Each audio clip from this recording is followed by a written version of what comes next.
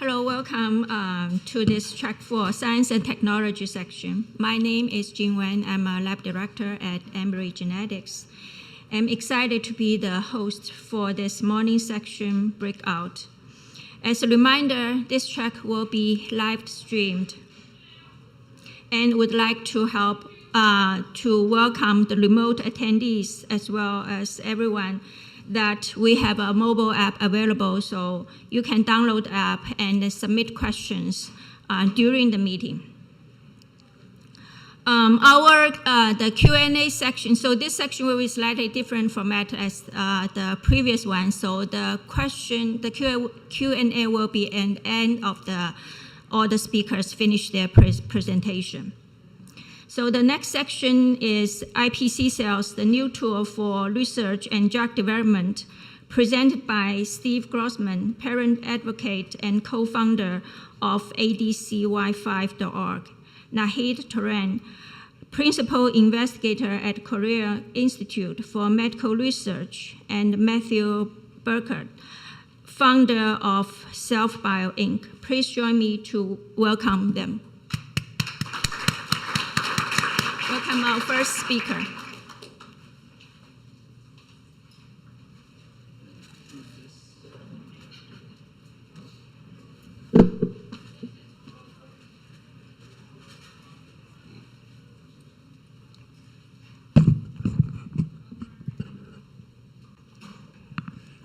All right. Thank you for joining me today. My name is Steve Grossman. I'm the founder of ADCY5.org. What I'm going to give you today is more or less the layman's introduction to iPSC cells. This is, everything must have a disclaimer, right? So my disclaimer is this is for non-scientists. Yeah. I unfortunately probably spent too much of my high school years with guys like this, so I have to keep it down low so I can understand it. I'm going to tell you a little bit about our story. The misdiagnosis for about 15 years, the sequencing success we had with ADCY5 and DOC3 genes being identified, genome. Sorry about that. Some of the genome sequencing successes we had, some of the frustrations we had, how we got into iPSCs. And we have a pretty exciting path forward that not many rare disease organizations really get the opportunity that we have. And someday I'll figure out how to use these buttons. This is why I'm here. This is my daughter, Lily Grossman. She is a junior at Whittier College. She is a major in political science. She has significant neuromuscular issues. She's in a power chair. She can walk assisted. Luckily she has her mom's brains and looks, and I don't know if she has anything for me, but this is why I'm here. In addition to these folks, so in 2015 we had the opportunity to gather about 10 families in San Diego, and these folks make the core of our stem cell project. And that's them on the left, on your left. That's International Stem Cell Day. That's some of the PR we were able to do. And these people, have grasped this opportunity because we really have had limited options over the years.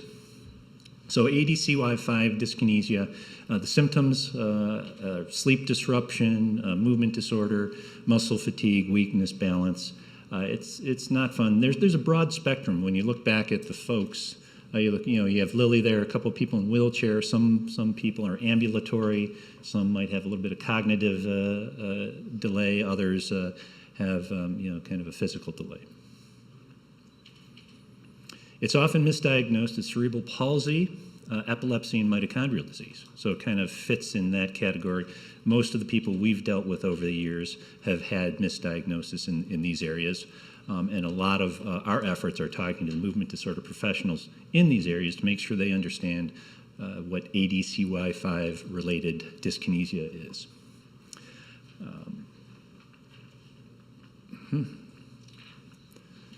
So there's about 200 people in the world around that we've identified through clinicians. It's only identified through exome or whole genome sequencing.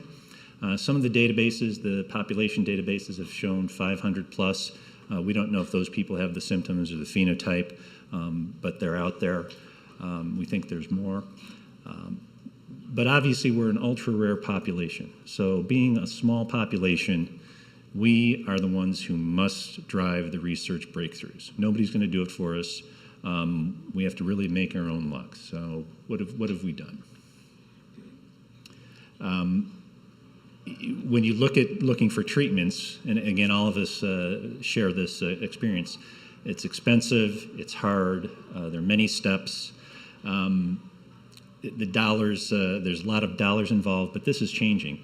And we're an example of that. We're an example of what I call the democratization of science and technologies. When I get through the presentation and tell you a little about what we've done, it's about a $20, $30 million project 10 years ago. And it didn't cost that now.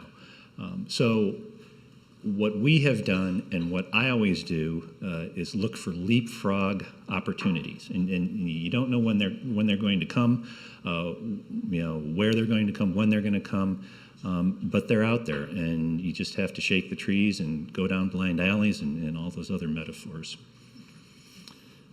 Our timeline, she was misdiagnosed for about 15 years, and if you Google Lily Grossman, there's a number of articles in National Geographic and the Atlantic and LA Times you can read about her story.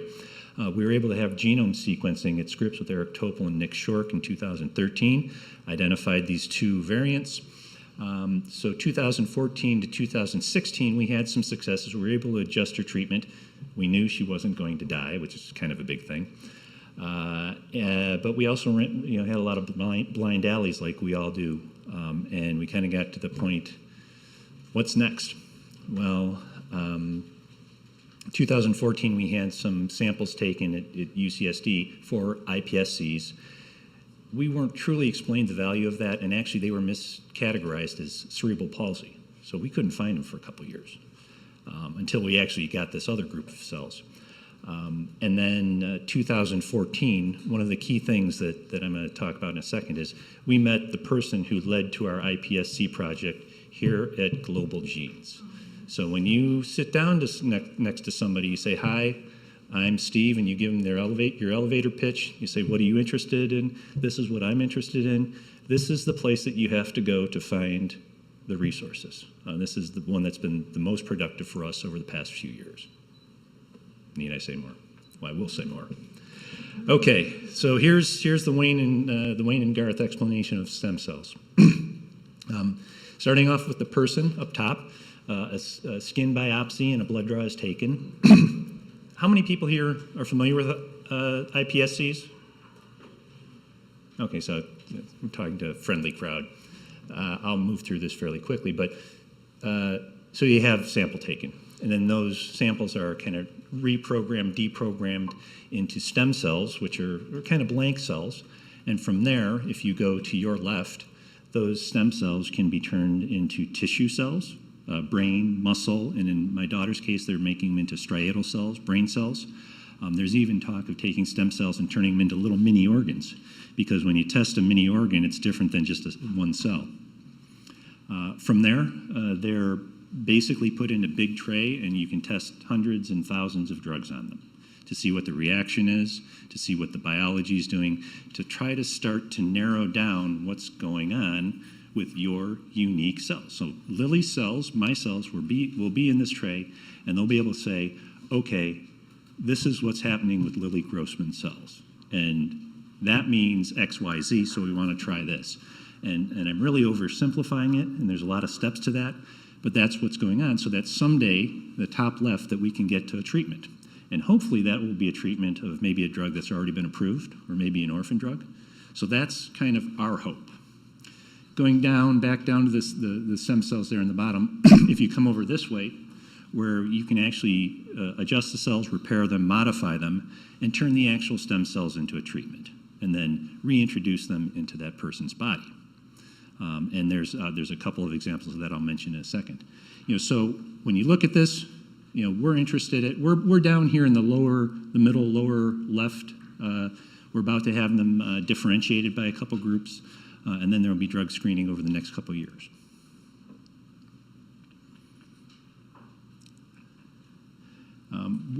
I mentioned the treatment. There are two things. The two that I know.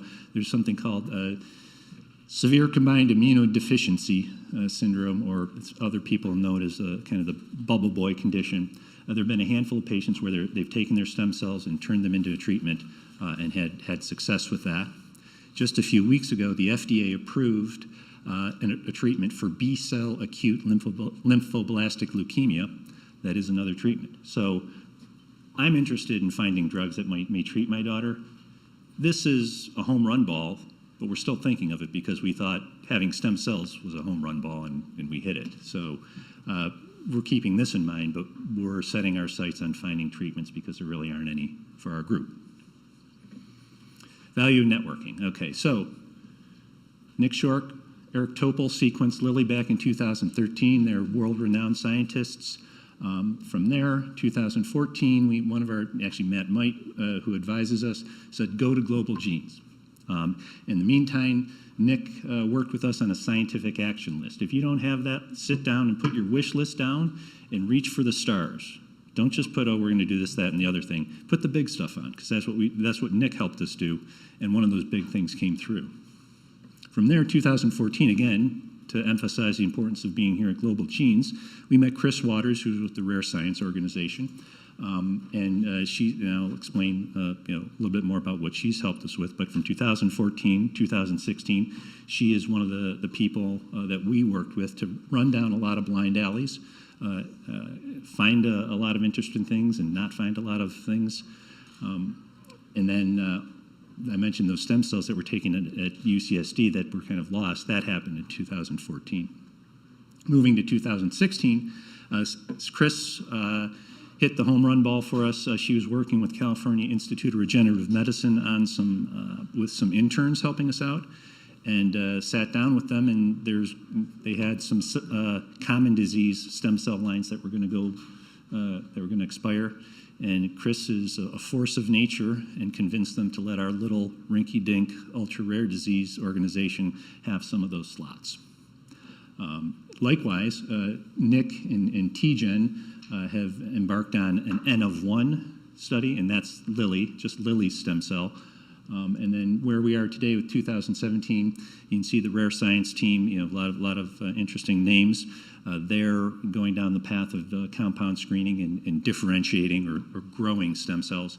And then the TGen folks are working on this N of 1 issue where you can apply a lot of precision medicine techniques. But again, this kind of started with Global Genes. So what's the impact of this? Well, this is as far as we know, and we're going to say this until someone tells us differently, it's the first international large-scale stem cell project for an ultra-rare disease. And with these cell lines and cell lines that someone else has made, we have 51 lines available, which is unheard of for a disease with only 200 people. There's 13 lines as part of the CERN project, includes 31 parents and siblings. It's available on Coriell.org, and Nahid is here from Coriell, and she's going to give you a little bit of background on how they bank and store all those cells for researchers to use.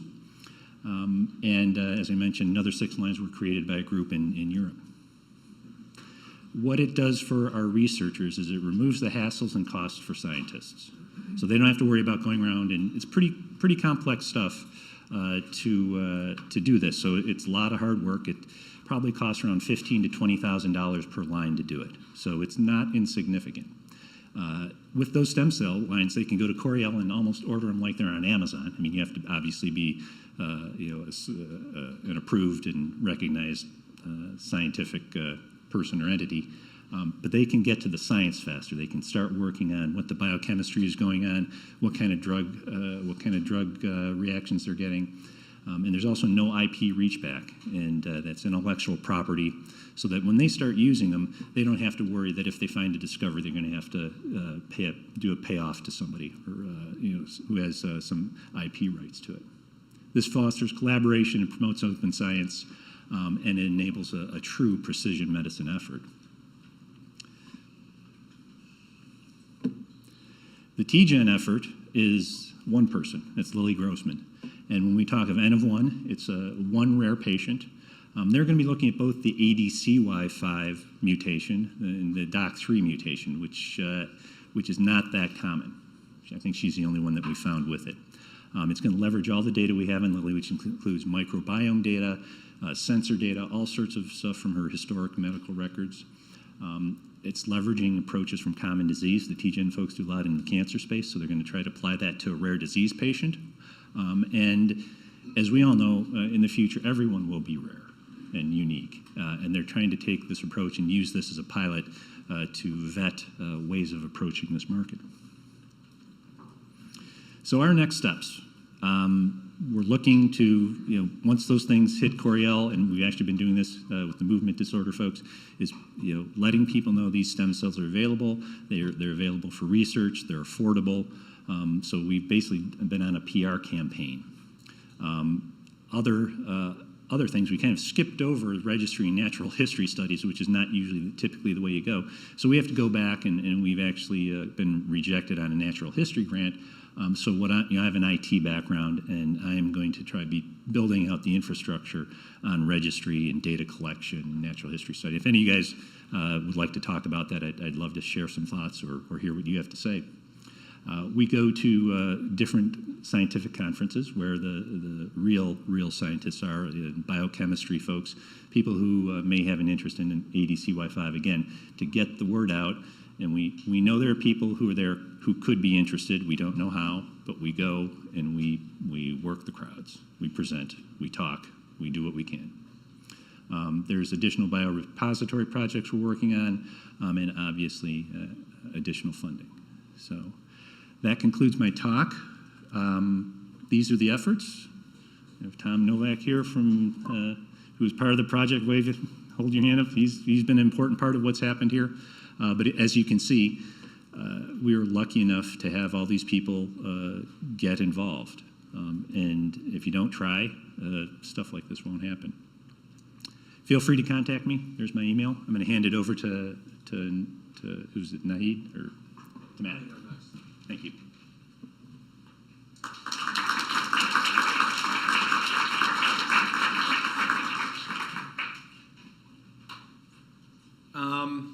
So yeah, as Steve mentioned, sorry, we'll go to the mic.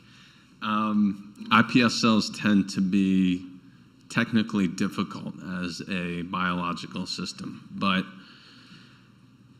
what they do offer, and I think at the very foundation of this, particularly in the context of diseases, that they offer the opportunity to replicate human pathophysiology in a human cell type over the course of development up to maturation. And that's pretty unique because previously you are using engineered, immortalized human cell lines that may overexpress a particular protein or have some other type of modification engineered into the cell that's not innate to it. There are always caveats with that situation. So when you look at something like an iPS cell where you can create a disease modeling scenario that retains a lot of the innate features of human-specific pathology and biology as well as genetics layered on top of that, the grand scenario is that offers a more clinically predictive model with which you can test potential therapeutics. So if you're taking anything away from the initial pass at iPS cells, human-specific, and they can be cell type specific, as we'll see in a minute, through the course of differentiation. So what's going to happen with Steve's cell lines is that they will be frozen down in what's called a reprogrammed state, from which those cells can move forward to become a number of particular cell types that are naturally created in the human body over the course of development. Now, the important work, and a lot of very smart people have done a lot of work into finding out which particular cell types you can make from that pluripotent state. So right now, the initial interest, for whatever reasons, cardiovascular and neurological disorders received a lot of attention. Neuropsychological disorders are receiving a lot of attention as well. Hepatocytes, liver cells, endothelial cells that can replicate the features of the blood-brain barrier. basically what this says is that the field is growing to understand what it takes to make particular cell types that may or may not be involved in particular diseases, whether they be monogenic or polygenic. So, pointer? No? So when you look at the iPS cells, that step to becoming a specialized differentiated cell is where a lot of that work is being done. The top picture on the right are, these are actually metaneurons from projects that I worked on. And on the bottom, those are actually iPSC-derived cardiovascular cells on what's called an MEA plate, but basically those black nodes allow you to assess the electrophysiological activity or the electrical activity of these cardiomyocytes. Do they beat at a normal rate? Or if you induce a particular mutation, or if that cell line has a particular mutation that is known to be causative in a particular disease, are there electrical features in those cardiovascular cells that you can detect and then screen on the right-hand side of that figure potential drugs on that make it behave more like what a normal heart cell should behave like. I'll show a video here real quick of heart cells in action, if you can run it. It's a little tough to see because the size of it it was a smaller size, but hopefully you can see the contractions there, maybe? Yes? Some of the particular features and how these cells are differentiated. So I've made these cells in the lab, and sometimes you get cells that beat and contract more forcefully than others, and they come up off the bottom of the plate that they're on, and all of a sudden you now have a layer of heart cells contracting in a dish. It's amazing to see, in the sense that when you think that used to be a skin cell, belonged to a particular individual, and now it's gone through all this amazing chemistry and you've created a heart cell. So where are iPS cells now? One, in basic research in academia, they are, as I mentioned, deriving different cell types and looking at how they can be applied in different diseases. So a lot of that is determined by the particular cell type, and then is that a developmental disease? Is that a late onset disease? Does it make sense if you're interested in developing a potential therapeutic for a particular disease area to look at iPSCs as an option? So I think that's probably maybe the most important feature for you guys today, is does it make sense for whatever patient you're working with or for, to look at that as a potential option, either as an individual or as an advocacy group. Nahid's going to talk about all the logistical as well as legal hurdles that go into that, and it's no small matter. I'm sure Steve can talk to that as well. So it's definitely something of interest. iPS cells in industry at Merck, Pfizer, Biogen, whoever, they're certainly gaining a lot more traction, but it depends where they're being applied, whether it's in actual drug discovery or there's a lot of traction in safety and toxicology prediction. So heart cells and liver cells often have, or those two systems often have the most toxicity problems when you're looking at new drugs. So can that help inform whether a particular drug is going to be safe in an individual, as well as are there particular genetics that can be modeled into an iPS cell that will tell you how well a patient will respond to a particular drug. Those are all at various stages. The pharmacogenomics is terribly interesting, but it's a more complicated problem that is going to take longer to get a definitive answer to. Regenerative and transformative applications are terribly interesting as well. Steve mentioned the approval for ALL, acute lymphoblastic leukemia, recently. We'll get into that type of therapeutic strategy coming up. Just want to make sure I'm not running into her time. So I'll show you two examples real quick of disease modeling in academia. So on the left, and I like what this guy did a lot, Fumihiko Urano at the Washington University in St. Louis went and used 5 iPSC lines and 4 iPSC lines from healthy individuals and 5 iPSC lines from patients suffering from Wolfram syndrome. They made 10 clones of each line, which basically means from each individual, they selected 10 different iPS cells to screen. That's a lot. A lot of people really usually work with 3 or 4 clones per line. That'll become more clear, I think, in Nahid's talk probably. But basically what Dr. Urano did is he developed a in vitro preclinical disease model that he was able to replicate certain features of Wolfram syndrome and what the pathology was in that particular disease in these iPS cells. And he took a commonly available small molecule compound library. In this case, it was a pre-existing drug. And he found that it alleviated some of the symptoms in the iPS cells. He did further work in different cell lines, as well as animal models, to support that work. But it shows that he used these iPSCs in a rare disease situation, and he's actually in phase 2 clinical trials now that you can look up with dantrolene, which was the drug that he pulled out that may potentially be of value to these patients. On the right is a more recent paper by Sergei Dulatov, who's actually now at the University of Washington. These guys used diamond black fan anemia, which is listed as DBA there, which is basically a condition where what are fancily called erythrocytes, they're just red blood cells. Patients there fail to develop quality, mature, functional red blood cells. So they basically used a similar situation where in 2 diamond black fan anemia patients, they found a drug that allowed the proper maturation of that particular cell type.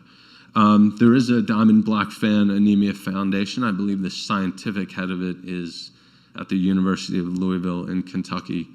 And last time I spoke with them, they did create a few iPSC lines from patients. The individual I spoke with did express that they were a little undersatisfied with how they were being used or adopted. So, that can be a situation. In industry, iPS cells are finding growing interest. And I'll speak very quickly as to target-based drug discovery, as to phenotypic-based drug discovery, and we can have an hour discussion on this by itself.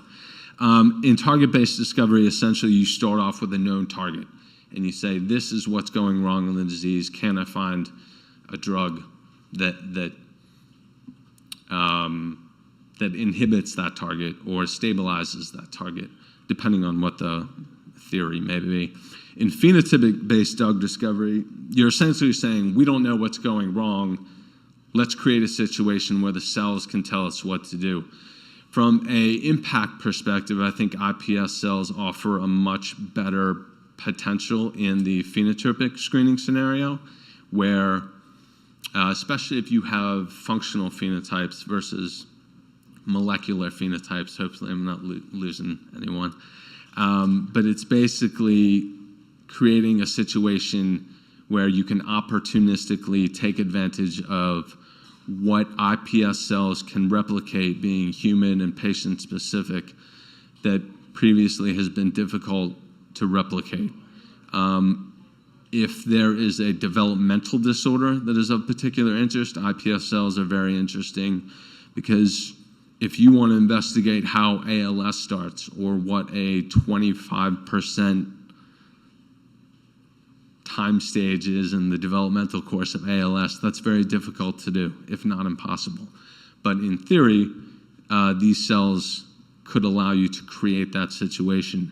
In target-based drug discovery, iPS cells are viewed more as a value add, where can iPS cells let you predict with higher certainty whether or not your particular target and the particular drug against it is going to be effective in the clinic. So next-gen therapeutic strategies. It's kind of amazing how this is formed over the past couple of years, in the sense that as iPS cells came out, they definitely became interesting for replacement strategies. Can you create a patient-specific cell line that can be used to replace cell types lost in a particular neurodegenerative disease, let's say Parkinson's disease, which is actually currently underway? Scaffold and tissue engineering. Can you create a biocompatible scaffold out of certain material, layer cells on top of that to create more acute injuries? Myocardial infarction. Can you create heart cells that can replace that damaged tissue? That is also actively underway by a guy named Jordan Lancaster at the University of Arizona. iPSC derivatives, something called exosomes, are very small secreted vesicles from cell lines. They are receiving a lot of attention as potential therapeutic entities because they are cell type specific, and you can engineer them to deliver not only nucleic acid-based therapies, RNA-based therapies, but you can also deliver small molecules inside those, and you can target them very specifically to particular cell types. Cell organ chips. This has probably received a ton of attention. Companies like Emulate, Terra, Nortis are all very interesting companies involved in that space, where they can integrate different cell types, and how does that impact a potential disease model or therapeutic scenario. So that's great, but there's a lot of cold water that can be dumped on iPS cells. How well do they actually replicate a mature cell type? Do they replicate all the key features of a particular disease that you want to replicate? So if you look at your particular disease, does it make sense, given the advantages as well as the limitations of iPSCs, to maybe start looking at an initiative like Steve has done, or like the Diamond Blackfan Anemia Foundation has done? My opinion, just real quickly, that you should certainly double check with anyone else's. If it's a monogenic disorder, if it's highly penetrant, if it's developmental, if there's a commercially available genetic screen through Invitae or whoever, I think it makes sense to look at it, talk about it with the organization, other families, and how that could potentially be created. Real quick, these are just some papers that the DOI numbers there you can look up if they're of interest. That give you an easier introduction rather than pulling up some terribly technical paper on iPS cells that will put you to sleep. So Nahid's obviously from Coriell. There are other groups that do this type of service. New York Stem Cell Foundation is a great one. EBISC is a European foundation. And if you work through some of their available cell lines, you'll see that particular diseases have much broader numbers of patients. It's a tremendous resource, because I can tell you from having worked at particular companies, it's a struggle for big pharma companies to get iPSC lines that are patient population representative, whether that's in terms of number of mutations or in expansion repeat diseases like Rett syndrome or Huntington's disease. The answer to any question is, well, how many cell lines should we test? It's as many as you can. So having that resource certainly makes it more interesting. Nahid, if you want to go ahead. I think I probably ran through time, but we'll see.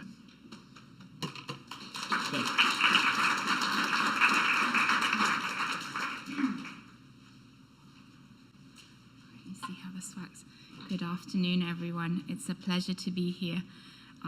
Okay, so thank you for Global Genes for inviting me here to speak. This is a phenomenal meeting, and really my goal today is to just educate the foundations, the patient groups, the families about the types of iPSC resources that are available to you and how important these are for advancing research in your disease. So I'm the Director of Lab Operations at the Coriell Institute and also the Principal Investigator of a couple of different repositories Today I'm going to talk about the Nigms Human Genetic Cell Repository, which is the world's biggest collection of cell lines, DNA, iPSCs available from individuals with genetic diseases. And so I'll tell you a little bit about Coriell, about the Nigms Repository, how we can help you, the community, at no charge to you at all funded through the NIH, and also about what kind of iPSC resources we have, not only to educate the families, the advocacy groups, but also the scientists about what's available to them. So today, briefly, I'll talk about why you donate some samples to a biobank. You've already heard a little bit about this in the earlier questions, and today, a little bit about Coriell's stem cell resources. We are the world's biggest provider of stem cells, and our stem cells are renowned for their quality. Coriell's quality is world-renowned for all kinds of biobanking operations.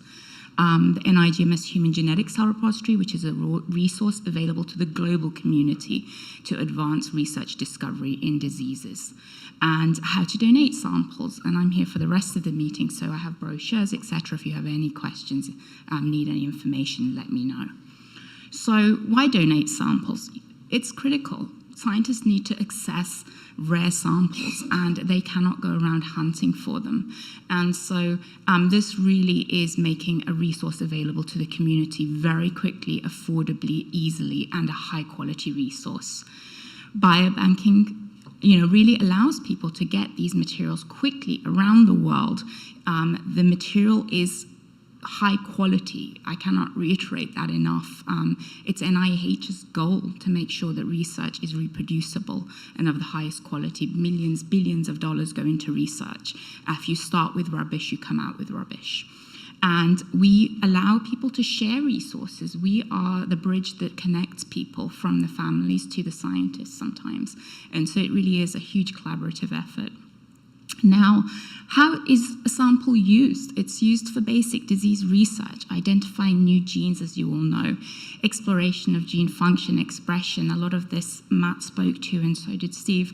But what you don't really know is that a lot of our samples are used by the community for development of assays, for validation, proficiency. Every time you go to the doctor, they take a blood draw. Those assays have to be tested. Those laboratories, hospitals, companies like Invitae, they are the majority of our customer base for all intents and purposes. It's scientists around the world, but everyone who's doing a diagnostic test on you, if you're lucky to have one, they need reference materials. They need disease samples to make sure their test is accurate. Illuminas of the world need samples to make sure their instrument works, their bioinformatic pipeline is correct. Understanding whole genome, home exome sequencing needs your samples to understand that they're picking the correct variants. So that's the kind of underbelly that really isn't really a lot of the community don't know about. Development of disease treatments, as Matt mentioned earlier, pharma needs samples. It's really hard to get a hold of them. And we generate stem cells, we're doing gene editing, etc. So this is why any biobank, not just Coriell, is critical to the community, not only the research community, but all the drug discovery pipeline, the bioinformatic pipeline, etc. So, Coriell Institute for Medical Research, we are a world-renowned repository. We're a non-profit. We've been around for 60 years. Over 60 years. Our founder, Dr. Coriell, was a world-famous pediatrician, virologist. He was actually instrumental in allowing the polio vaccine to be developed. And because of his critical work there, he was actually instrumental in developing cell culture techniques, the laminar flow cupboard that you do aseptic techniques when you're working with cells. That was all developed by Dr. Coriell. And so they gave him an institute to continue his work. And then the NIH knocked on his door and said, well, now you make my repositories available. And so we've been around for an awful long time. We're world-renowned. We're also world-renowned for quality. We are the gold standard biobank, really setting the standards for how this is done. And we distribute samples worldwide. So we have over 6 years of service excellence, and we are tasked. We work with a lot of different groups from the CDC, the NIH, etc., with different private collections. And it's really to make science happen, to allow research discovery to happen easily and affordably. And so we have expert staff pioneering programs in all areas from, I manage 4 or 5 different laboratories. We're world experts in cytogenetics, stem cell work, etc. So there's a lot that goes on at Coriell. We offer a lot of services to the community. So in many cases, you can come to Coriell if you want your own private biobank, or if you're a scientist and you want things in different formats. We do a lot of things there, which I won't really go into in too much detail. So stem cell resources at Coriell. We do our own internal reprogramming. We can do it from fibroblasts, from blood samples that you give us, or tissue samples. We do different types of reprogramming, and we are recognized. We just did very recently a comparative study of 10 different iPSC distributors, and we're the gold standard. We do more QC for some of the collections like the Nigms Repository, because we're tasked by the NIH to make sure that our material is of the highest quality, to enable the research to happen with correct starting material. We bring in external submissions. If you, for your group, have an iPSC sitting in someone's lab, you can submit that to me. At no charge to you. We will make your iPSCs at no charge to you. We have funding directly from the NIH to enable this to happen. And so you can work either if your group wants a private collection, Coriell can do that too, but there are other resources available to you, especially if you're a small group with limited funding. We are now just venturing into gene editing too, because some variants are hard to find. Some of your diseases are incredibly rare, and yet we have people knocking on our door saying, I am developing a test, a diagnostic test. You need to get me samples with this mutation so I can test for that. And so we're doing other things too. So we are a public biobank. So we have a great online catalog. Please visit us. It's probably geared more towards the scientists for all intents and purposes. I'm trying to update my pages for the public like yourself so that it's a bit more intuitive. But we have collections that you can mine for by disease type, by sample type, etc. It's all publicly available. We have stem cell resources. We house the Nigms Repository samples, the world's largest collection of iPSCs that Tom is here from CDI. They reprogrammed all of them, and they are banked at Coriell. But we also have stem cells in other collections at Coriell. There are restrictions, of course. So most of our biospecimens are available, well, all of our biospecimens are available to the global research community, but you must be a scientist. You must be a valid investigator to purchase them. And depending on what collection they belong to, they might have different restrictions on their distribution. So what we call material transfer agreements are in place. In many cases, these are government collections, NIH collections, so there are certain rules with how you need to proceed. But in your cases, there's nothing prohibitive there for the kind of work that you want done. It's more rules of best practice for the scientists down the line. And of course, the licensing, so the lines Coriell provides, they're there for the research community, but there are licensing that are linked to the actual programming method that is nothing to do with us. It's either the Yamanaka factors or the Sendai, the company who owns Sendai virus. They do have sometimes licensing restrictions, but it's normally for the commercial sector. And all we do is we inform the community that these may or may not apply to them depending on who they are. But for research, really, it's very much open playing field. So now the Nigms Repository, which I think is actually of more interest to the group here today. This is a world-famous repository, the largest collection of rare diseases in the world in one collection. It was established at Coriell in 1972. And we have over 1,000 known Mendelian disorders, monogenic disorders, but we also have hundreds of other diseases that there isn't a known omen for. We have a large collection of chromosomal abnormalities. We also bring in samples from parents. You know these are inherited disorders in some cases. You need to see the family's relationship. And also we have populations too, because of course your genome can vary depending on your ethnicity, etc. So this has been available. We currently have around 12,000 cell lines, unique cell lines in this collection, over 6,000 DNA samples available, iPSCs. We distribute samples around the world. So I just got back from the NIH with a biannual meeting, Scientific Advisory Committee meeting, and just in the last 6 months, I've distributed to over 1,400 scientists at 1,100 unique institutions around the world in over 80 countries. And this is the most affordable biobank in the world for scientists. In some cases, some of our samples are free of charge to the community. It's all funded through the NIH. We have tens of thousands of publications linked to our samples, and we link them, everything to the samples, so people can see what's there. So we have extensive experience working with groups like yourselves. As you know, we've been doing this for over 45 years now, just for the Nigms Repository.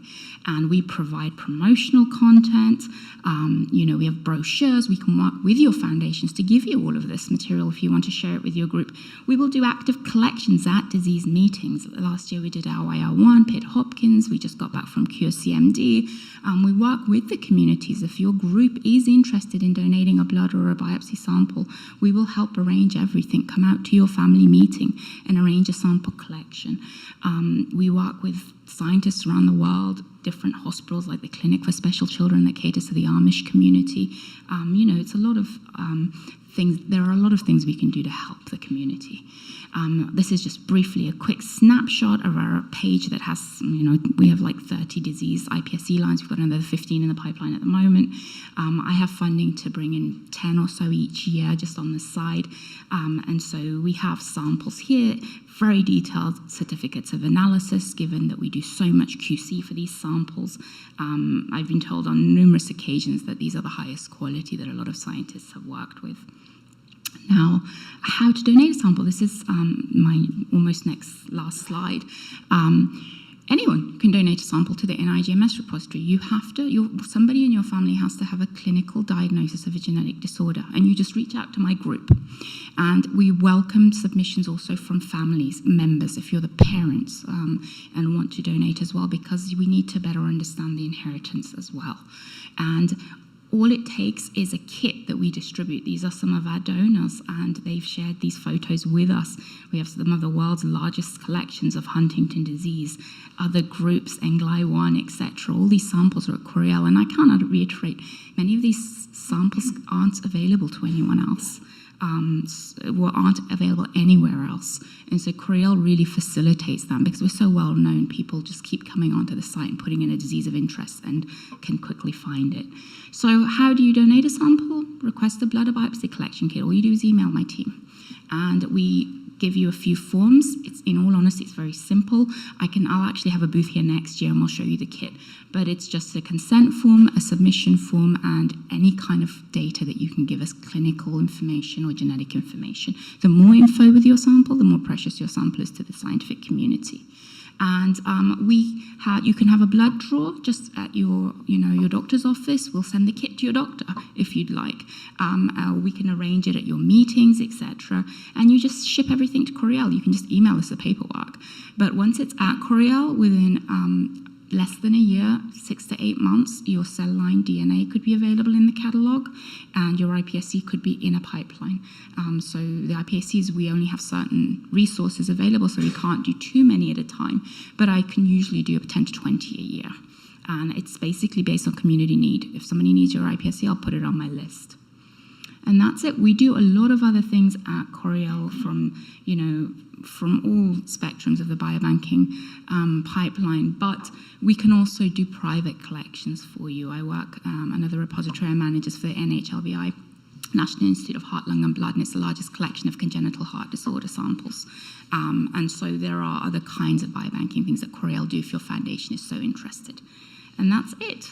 So thank you all for providing a critical resource. And I'll sit down because I think the questions might be to the group. Oh, okay, I'll bring that. So thank you all.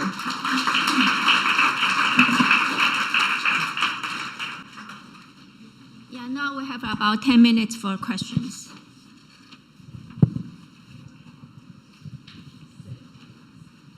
Do you already have all the information from places like the Mayo Clinic? Have they already donated to your database, or are these just individual patients who are donating? We bring in samples from all over. We work directly with patients, foundations, groups, but we also work with investigators, clinicians around the country. In some cases, we work with different groups like the Mayo Clinic. Now, we have been doing this for an awful long time, as I said, just for the rare diseases for over 45 years.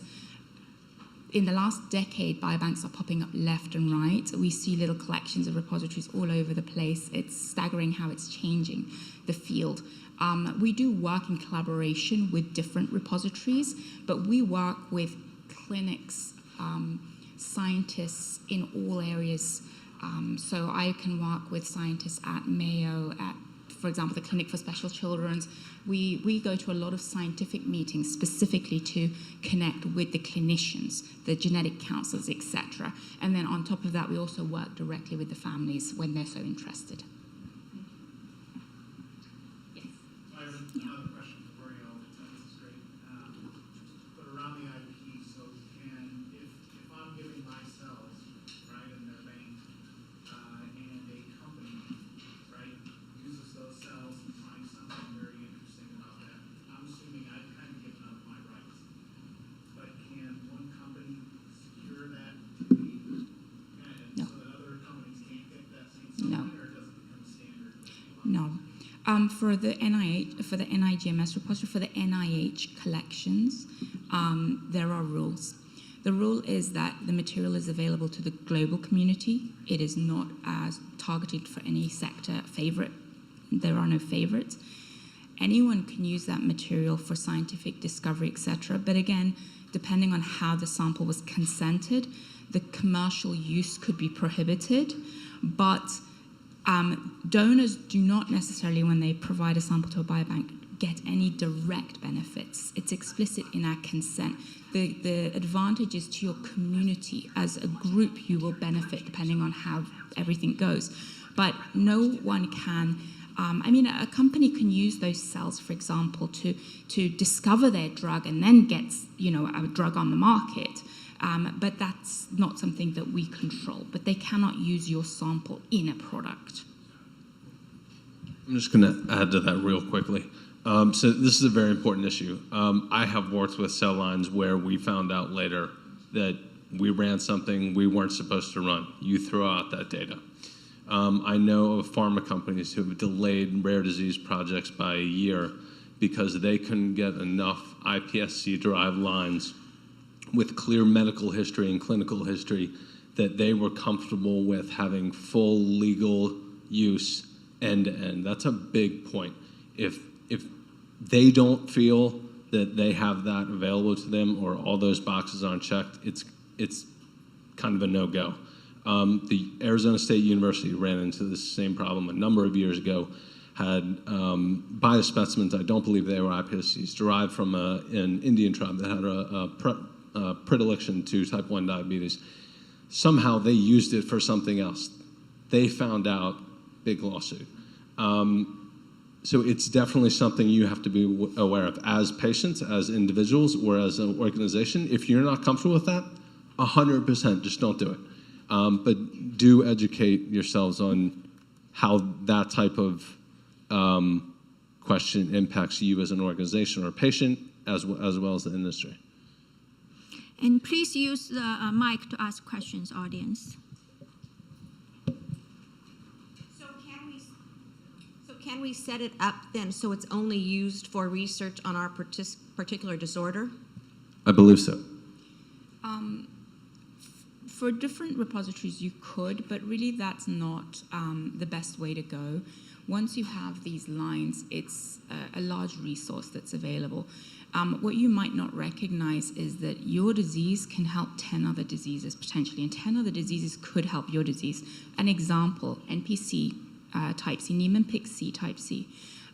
It got in the news because all of a sudden that receptor that's mutated can protect you against Ebola and a lot of other viral.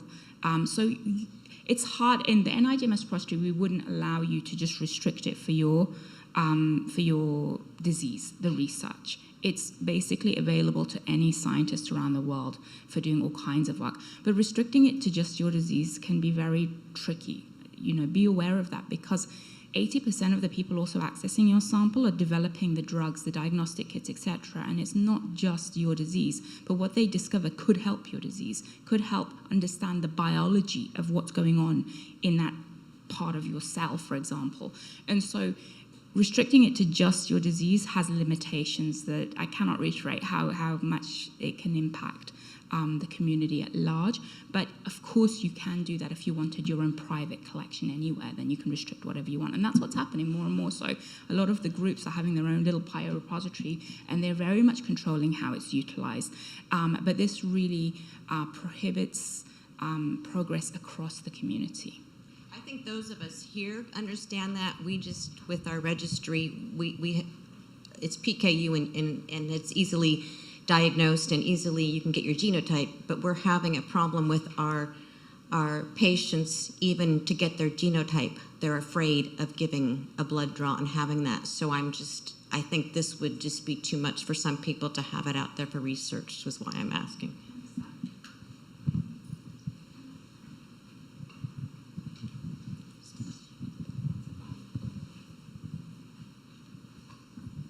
But if you had a group such as PKU, these individuals donate blood or whatever, and you had a researcher come in, are they able to say, give me all the blood types you have or whatever for PKU, for this diagnosis, if you have a known diagnosis already? Yeah, I mean, everything is available for people. How many, what they want. It's an online catalog, a bit like Amazon that you mentioned. But one thing we do, it's across the bank with any biobank, we protect identity. So it's nothing like that is released, even in the consents, protecting your genetic data, how that's released, etc. If certain groups wanted additional things, protections, we can modify the informed consent as the years go by to add additional choice options. But it's very much, you can purchase whatever you want. So if you're a valid investigator. What's a better sample, blood or fibroblasts, or how would you? It depends on your disease. Blood is, of course, the easiest to obtain, the least invasive. Some repositories do saliva. With your groups, you have to look at your disease a little bit and maybe get the clinicians, the scientists who are your scientists for your disorder, to tell you that is blood enough. Certain disorders, we need a different type of cell type, and that's when you try and get a biopsy. In some cases, the biopsy is very painful for certain disorders for children, so then blood is fine. But again, your genome is your genome, and so in many cases, blood is enough. The fibroblast line offers an interesting option in the sense that if you're an academic researcher and you don't want to pay the money for a fully reprogrammed line, you can buy the fibroblast line. You can also, people screen on fibroblast lines rather than a differentiated cell type for particular diseases that may make sense. And yeah, I think to kind of get to the point of this question, depending on which resource you go to, or you're looking at, or which university has collection of iPSCs, you will have some type of influence, whether that be just not going to that particular organization or stipulating that in the forms. If you go and look at the Cedars-Sinai has ALS C9orf mutation lines available. I've gone in and looked, in certain lines you are allowed to use as a for-profit entity, certain lines you are not. So I get these lines not only from Cornell, but also from, as I said, hospitals and university affiliations. What I get as a researcher, and what anyone will get, is a little vial of cells that says cell line HY1433, whatever. That's what I get. You should also get maybe a 1 or 2 page sheet of information on the patient that will say female, Caucasian, age 43, particular diagnosis, genetic mutation, age of onset, age sample was taken, worsening clinical symptoms, lessening clinical symptoms. That's the type of information that would be asked for. And again, if people aren't comfortable sharing that, 100% I'll do it. Okay, time is up. So for on-site audience, you can continue, if you have more questions, can ask the speakers maybe after the section. I do have an online question I want to ask. So all the researchers currently collecting those cells for various of conditions, or are certain studies collecting cells for specific conditions? So maybe, I don't know, Matt or Nahid want to answer? Could you repeat the question? Are researchers currently collecting those cells for various conditions, or are certain studies collecting cells for specific conditions.